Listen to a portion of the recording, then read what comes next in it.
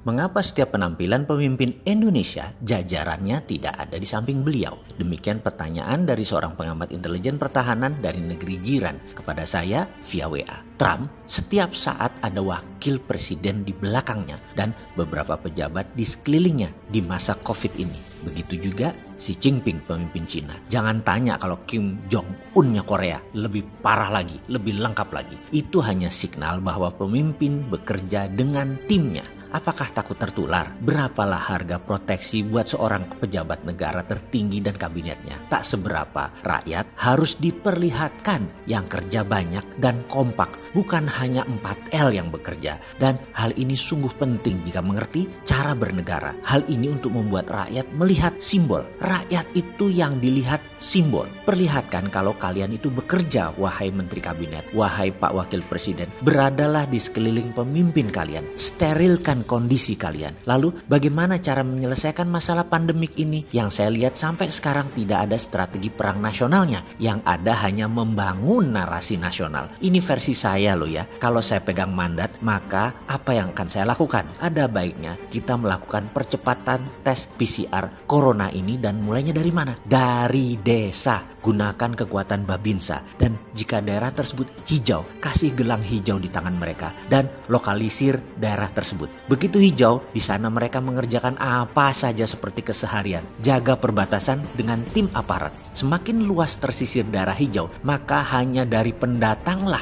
COVID itu menular. Pendatang yang gelang hijau lah yang boleh masuk dan tidak boleh keluar masuk kecuali barang. Perluas daerah hijau. Utamakan untuk kekuatan pangan seperti lumbung padi, sayuran, peternakan, dan berbagai kebutuhan pangan lainnya. Setiap 2 hari, rakyat datang ke posyandu untuk diberi vitamin gratis. Wajib jaga daerah hijau itu dan perluas dan pastikan yang keluar masuk hanya barang di dalam daerah hijau. Silahkan mengerjakan semua senormal mungkin. 70% daerah Indonesia adalah kaum rural, pedesaan, lalu kepung ke arah urban, perkotaan, daerah kuning. Yang terdapat beberapa pasien, segera hijaukan dengan bawa pasien keluar ke tempat pengobatan dan diamkan 14 hari daerah tersebut dengan isolasi mandiri. Setelah itu daerah itu menjadi hijau, normal kembali, dan hal ini dikerjakan dengan cepat. Semua mengepung ke arah kota, arah urban. Babinsa dan aparat kesehatan pertahanan dan keamanan bisa melakukan tes 1 juta per hari kalau perlu. Semua wilayah Jawa dulu saja misalnya.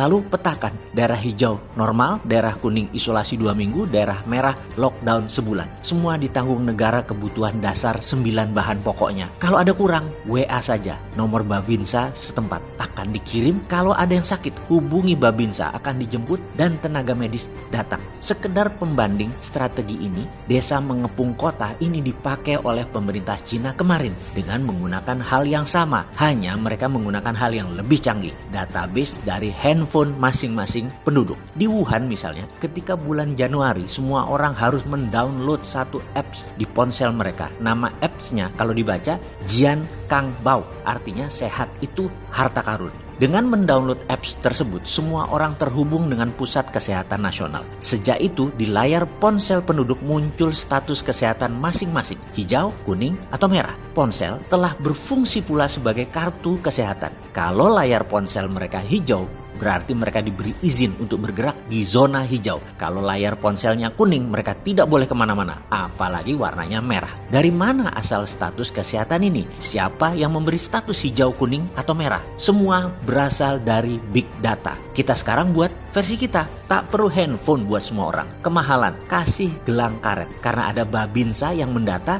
database itu ada di tangannya Babinsa. Biarkan tim Babinsa, aparat pertahanan keamanan yang punya big datanya, yang terus menjaga perbatasan wilayah yang semakin lebar. 400.000 aparat keamanan bisa digunakan dideploy segera saat ini. Sesederhana itu. Sekarang Amerika lakukan strategi lain. Dalam waktu 1 bulan sudah lebih melakukan tes sebanyak 20 juta lebih dan terdapatlah 700 ribuan orang Amerika yang terpapar per hari ini. Karena itu mereka cepat melakukannya, strateginya dan datanya akurat. Kembali kita dengan tim Babinsa ke desa-desa, membuat zona hijau di mana-mana. kepung urban, kepung kota dengan zona hijau. Gabungkan big data Cina dari desa ke kota, gabungkan dengan tes yang cepat dan banyak seperti dilakukan di Amerika. Indonesia hingga saat ini baru 30 ribuan tesnya dilakukan. Terlalu pelan dan sedikit. Biayanya daripada 5,6 triliun buat pelatihan online, mending buat perangi COVID. Hari gini duit begituan buat pelatihan online mau dapat apa mereka? Mau ngerjain apa mereka? Mending kasih tim medik militer dan kepolisian gerak dari Babinsa Polsek terkecil berbarengan buat adakan PCR tes COVID dari desa ke kota. Tidak semua orang, hanya satu orang dalam satu keluarga yang paling sering keluar rumah sehingga cepat pemetaannya. Dengan banyaknya daerah hijau di pedesaan, suplai mata rantai makanan ke kota tidak akan ada masalah. Bisnis tidak terputus, nggak perlu import bahkan. Pejabat mikirnya jangan dari kota terus, dari istana terus melihatnya. Orang di sekeliling istana mah kinclong-kinclong, mewah-mewah, makan sehat semua, punya deposito banyak.